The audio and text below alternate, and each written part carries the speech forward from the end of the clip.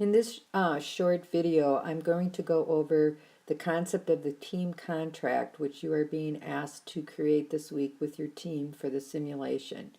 If you have any questions at all after listening to this or after your team gets together, please let me know and I'd be more than happy to help you.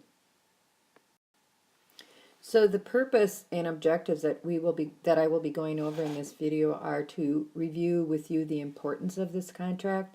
So I don't want you to take it lightly because you need to understand that if you have a team member that's not performing, I will go back to this contract to determine whether or not you can ask that person to leave. Also, I want to go over and review the fact that we will be looking at and using the four functions of management through this team project that you're working on. So just to reemphasize that. And then I want to walk you through an example of what to include in a well-written contract. All right, so the importance of this contract is that it gets you all talking and gets all team members on the same page. If any of you are working or taking team building and problem solving this term, you've probably gone over this information as well. So why would you want to have everyone on the same page? Well, obviously we only have about 10 weeks to work together, and you need to have everybody working together to finish running the Biz Cafe. And the purpose is that you will want to finish your cafe, and you will be competing with the other teams within the class, so you're going to want to try to be, I would hope, one of the top ones, one of the top teams. It also provides a structure in case your team has a slacker. I don't know if you've ever been on a team at work or in another school team where you have one person that, they just, maybe they don't even show up, but they are there. Their name is on the list as a team member, but they really don't contribute anything. You would want to address something like that in a contract, and because this person will have signed that at the end, that means that they agree to it. And once again, it's a contract, so it's binding. So whatever they agree to, they will have to follow. It also speeds up the process of forming a team. There are 4 steps in forming a team, once again, which I know you probably have gone over if you're in that other class, but for sure, the forming piece. And then you go into the storming and norming and then finally performing. Well, you want to be performing as quickly as possible because we only have 10 weeks to do that. So think about that as the structure for your contract, and also think about teams that you've been on and how a contract could have been beneficial or was beneficial. So when we look at the 4 functions of management, they're plan, organize, lead, and control. So for this particular team, you will need to plan. You'll need to plan how, who, and when your team is going to meet, make decisions, and how they're going to arrive at those decisions, and many other areas. So there's a lot of planning that will go into this project. You will also need to organize. So one way to do that is maybe utilize Blackboard Groups, so you can keep all documents in the file exchange out there so they're in one easy to find place, which I would highly recommend that you do it that way. You also may want to organize how you share documents or how you meet, those types of things.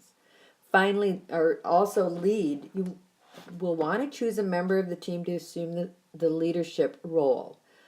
This is the person who will have the ability to input the decisions for the simulation. You don't have to have the same person for the entire period. If you don't want to, you could rotate off. You just need to let me know that, and then you'd indicate in your contract that leadership role is going to change. Like the first week it's going to be Joe, second week Jane, third week Sandy, and so on and so forth. Or you can choose to just have one person be the leader for the entire time. I'm fine with that. I just need to know what your choice is, so I make sure you have the right permissions in the simulation to make the decisions. And finally, control. You're going to have to put standards into place, so if your team member is not performing or is a slacker, it's going to be easy to see the problem, and also just as easy for you to let that person go. You never want to let anything drag out. And so when we talk about standards, we talk about the number of absences. If you say that the standard is you cannot miss more than 2 team meetings, and these can be virtual meetings or anything you want, once that person's missed 3 team meetings, it's easy. They're off the team. You can come to me and I'll say, sure, I see it in your contract. This is perfect. So the other area of control will be when you are doing your income statements for, and I'm not even sure if it's income statements, but you'll be doing some financial statements for your Biz Cafe. So you may be forecasting and predicting how much coffee you're going to need to buy. So that is actually a function of control as well. So you'll be utilizing control in a variety of different ways. So you can see that you'll get an opportunity to actually use the 4 functions of management during this Biz Cafe simulation. So an example of a completed contract that is well written and you have a template to follow, and that really truly is a template. If you have a better way that you want to do it, I would use what you want and what's easier for you, but I just want to make sure that you have a purpose and a goal stated. All teams need to have a purpose, and a team, remember, is short-lived. It's not like you're going to be on a team forever. Usually if you're on a team, it's like maybe 2 years max or something like that, although I've been on teams longer than that. But truly a team is a short-lived group. And your purpose in this particular situation will be to run probably the Biz Cafe to the best of your ability. Purpose goal may be to end up in first, or to try to get to first place within the other teams in the class. Something like that, but you want to make sure that you have a purpose and goal that's well stated. The other thing is you want to address communication. How are you going to communicate? When are you going to communicate? What does failure to communicate mean? And if they don't communicate, is that considered an absence? So when you get down into the consequences, you'll know that if a team member did not answer their email within the allotted 24-hour period, that was considered 1 strike against them, and therefore after 2 strikes they are removed from the team. So communication is important, and I definitely include some type of contact information out there. Now in Blackboard, you can use your group page to email, and you can also use the blog feature. You can use the task feature as I showed in the other video, so you have a lot of ways that you can actually communicate right in Blackboard. But just get that in writing. Then you're going to be, how is the decision making going to work? Are you going to allow consensus to rule so that even though not everyone agrees with the decision, everyone can live with it? Or are you going to say that the majority has to rule on it? So if you're a team of 4, at least 3 have to agree to the decision that's being made. And know you'll be making decisions for special groups, like insurance will be your first one. Are you going to buy insurance or are you not? Are you going to go to the larger coffee maker or not? So there's going to be a lot of decision making going on in this simulation. So make sure you know how you're going to be doing that. And then whose responsibility, who's expected to complete what? Make sure that you assign all these tasks. Somebody should take minutes and post them out there. Somebody should do the research for the special tasks. Somebody should be putting together the financial statements. Someone should be inputting the decisions into the simulation. So, you know, who's going to be doing what, and assign that responsibility to a specific person. I've already gone over leadership a little bit, so I'm not going to go over that. Also, group progress. You probably want to have a timeline set out there. You can start by using the timeline with the decision making that you can find out in the simulation, and just plug in different actions that need to occur during that.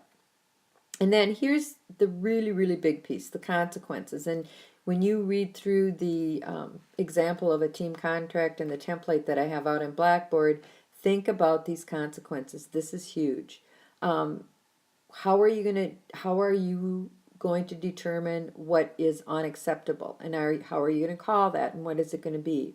So for example, a consequence could be based on a strike program, and you have with 3 strikes resulting in a probationary status and 4 strikes resulting in the removal from the team. While on probation, the team member must demonstrate his or her ongoing commitment to the team by writing an explanatory paper and requesting reinstatement into the team. So you put the responsibility back onto the team member that's not carrying their load. And strikes may be given for a variety of reasons, and make sure you write down what they specifically are. So here's an example of 3 of them: missed meetings without clear communication, or a legitimate conflict, and you'd have to decide what legitimate is. Another strike could be failure to abide by the rules presented in the working agreement, so anything else that you have in there. Low commitment or substandard work, and make sure that you determine what substandard work is.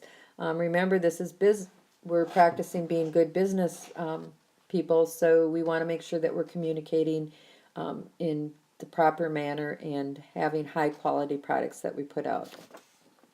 So anyway, so that's just kind of an example of what you would include in a completed contract. And like I said, if you have questions about any of this, please get a hold of me. Otherwise, I will be looking forward to seeing your completed contracts.